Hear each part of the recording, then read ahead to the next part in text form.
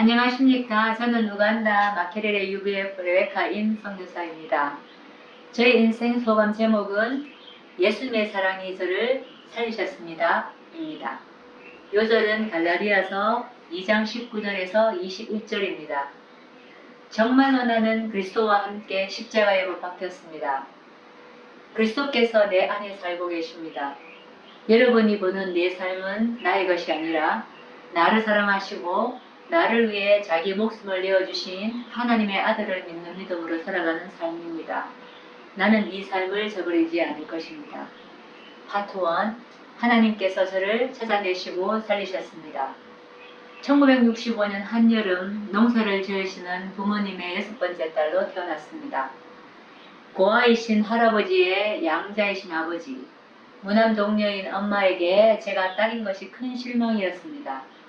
조그만 시골 동네에서 저의 출생은 큰 감신사였는데 동네 아주머니가 딸은 이제 영 다 낳으라 해서 제 이름은 영단이가 되었습니다. 당시 신생아 소망률이 높은 데라 태어난 후 거의 2년이 지나 출생신고를 하면서 아버지는 차마 이름에 짧을단을 올릴 수가 없어서 찰령 붉을단으로 등록을 했습니다.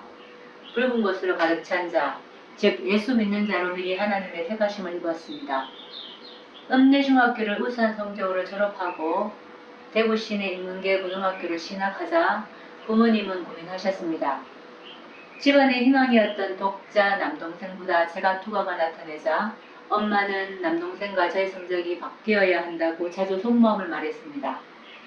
그래서 저는 기본적으로 웃음이 많은 쾌활한 성격이었으나 사춘기가 되면서 태어날 때부터 환영받지 못했고 자라나면서도 잘하는 것도 기뻐해주지 않은 가정 안에서 나는 누구이며 왜 살아가야 하는지 등 인생의 근본 문제에 대해 자주 고민하였습니다.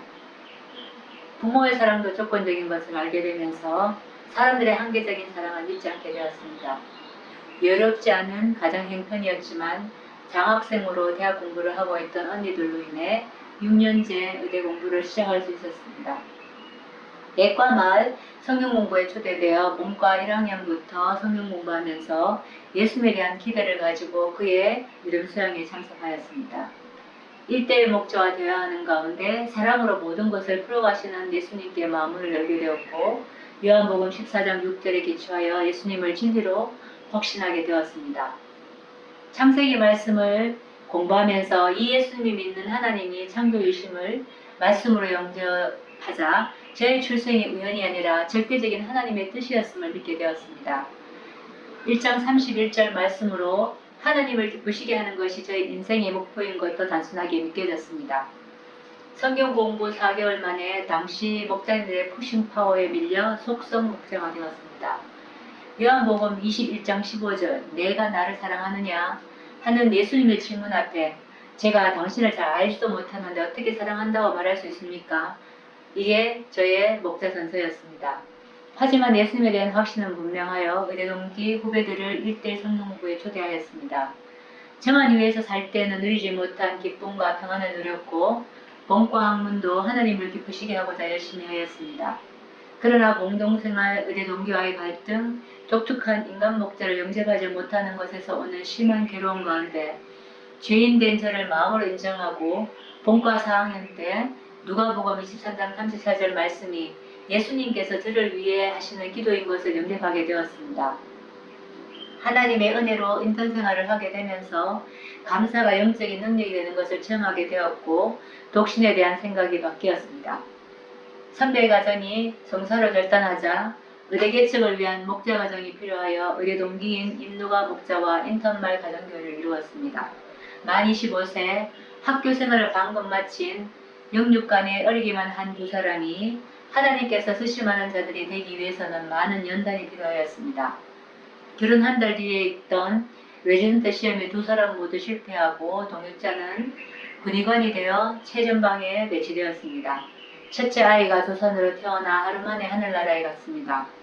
두 사람에게 힘든 시련들이었으나 크신 하나님의 선한 계획을 믿고 인내를 배우는 시간이었습니다. 또 동역자에게는 하나님께서 개인적으로 말씀하시고 전방에서 군인들의 성경 선생을 살도록 도와주셨습니다. 혼자 대구 땅에서 동자의 빈자리까지 섬기는 것이 저의 사명으로 영접하고 전문의 수련을 뒤로하고 성경 선생으로 학생들을 섬기며 믿음의 동역자들과 공동생활을 하였습니다. 파트 2. 예수님의 사랑을 믿고 살겠습니다. 동역자의 릴랜트 수련이 거의 끝날 때쯤 IMF가 생겨서 자비랑으로 세계 선교를 할 수 있는 길이 막히는 듯 하였습니다. 동역자는 1999년 MSU 수양회에서 당시 우간다 선교사였던 유마리아 선교사를 만났습니다. 그때 UBF 한국 본부에서 진행하고 있던 우간다 의료 선교 프로젝트를 맡아서 할 의사가 필요하니 우간다에 오라고 하였습니다. 그때 수양의 주제 말씀인 히브리서 11장 25절 26절 믿음으로 모세는 바로의 공주의 아들이라 칭함받기를 거절하고 도리어 하나님의 백성과 함께 고난받기를 잠시 죄악의 낙을 누리는 것보다 더 좋아하고 말씀에 기초하여 누가 동역자는 우간다 선교를 하나님의 부르심으로 영접하였습니다. 동일한 말씀으로 모세의 결단에 대해 묵상할 때 저를 6번째 딸이라는 운명적인 상황에서 생명을 보존하시고 복음으로 살리신 것은 하나님의 뜻을 이루기 위함임을 영접하자 아프리카로 떠날 힘을 얻게 되었습니다.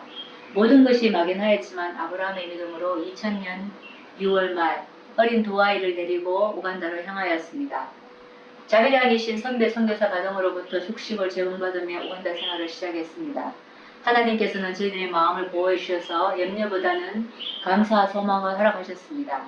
때때로 피부로 느껴지는 언어의 장벽과 불안한 치안, 기본적인 생활이 어려울 때마다 하나님이시지만 인간으로 오셔서 최대의 문화 장벽을 극복하신 최초의 선교사 예수님을 묵상할 때 감사가 되고 선교사 삶의 방향이 되었습니다.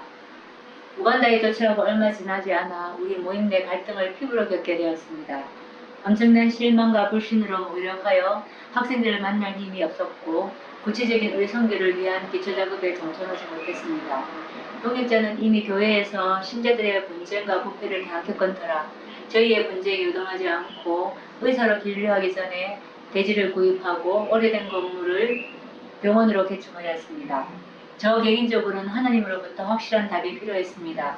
어린 두 아이의 엄마의 역할보다 왜 이곳에 남아 선교를 계속해야 하는지 내적 확신을 얻기 위해 안과 수련의 길을 시작하였습니다. 4년간의 안과 수련 기간 동안 살아계신 하나님은 저를 불쌍히 여기셨고 만나주셨고 제가 사람과 조직 안에 있지만 살아계신 하나님을 섬길 수 있는 힘을 주셨습니다. 마태복음 6장 33절 말씀을 주시면서 하나님의 의와 그의 나라 한 가지에 초점을 맞추도록 방향을 잡아주셨습니다. 첫 수년간의 선교지에서의 갈등을 끝내고 학생들을 진심으로 섬기게 되었습니다. 성경 선생으로만 살고 싶어 했던 저에게 하나님께서는 동역자를 통해 우리 선교의 동역자로 쓰임받도록 도와주셨습니다.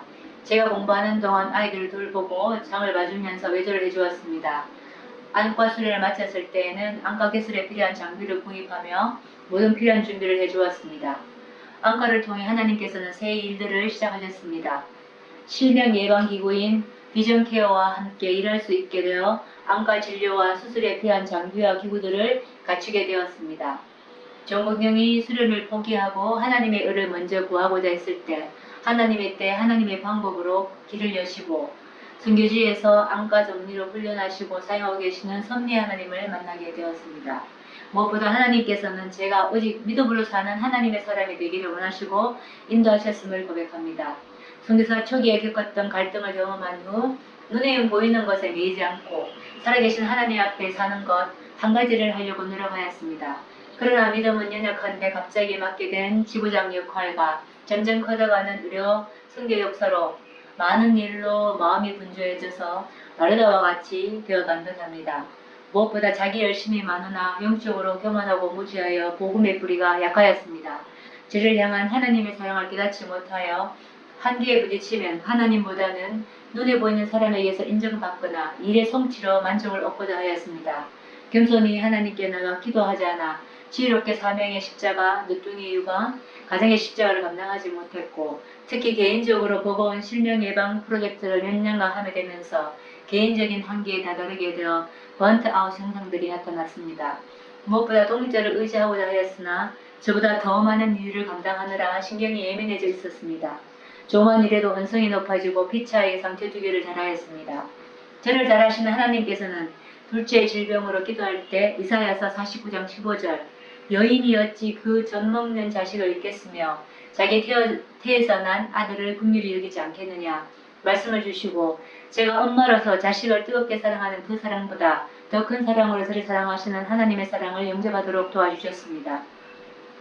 자기 열심과 율법으로 자신을 푸시하면서 저의 죄와 연약함을 정죄하던 저를 긍휼히 여기시는 하나님을 만나게 되었습니다. 영육간의 외로움을 인정하고 하나님의 사랑을 마음으로 받아들이도록 반복하여 말씀하셨습니다. 특히 코로나 기간 동안 먼저 육신적으로 살 수 있는 시간과 환경을 주셨습니다. 지난 인생을 하나님의 눈으로 돌아볼 여유를 갖게 되었습니다. 한 말씀은 요한복음 3장 16절이었고 결론은 갈라디아서 2장 20절이었습니다. 이제는 내가 사는 것이 아니요 오직 내 안에 그리스도께서 사시는 것이라. 이제 내가 육체 가운데 사는 것은 나를 사랑하사 나를 위하여 자기 자신을 버리신 하나님의 아들을 믿는 믿음 안에서 사는 것이라. 제 힘으로 구원받을 수 없었듯이 영적으로 성장하는 것도 그러합니다. 소망 없는 죄인을 사랑하시고 생명을 주시기까지 사랑하신 예수님을 믿고 사는 것, 그분 안에 죄가 없어지는 것이 유일한 해답입니다. 그 해답은 알지라도 실제적으로 저희 인생을 풀어가시는 분도 성령님이십니다. 제가 범사를 주께 맡기고 예수님의 사랑에 감사하며 겸손하게 한 걸음 한 걸음 예수님 배우는 삶이 되기를 소원합니다. 한마디 예수님의 사랑을 믿고 살겠습니다.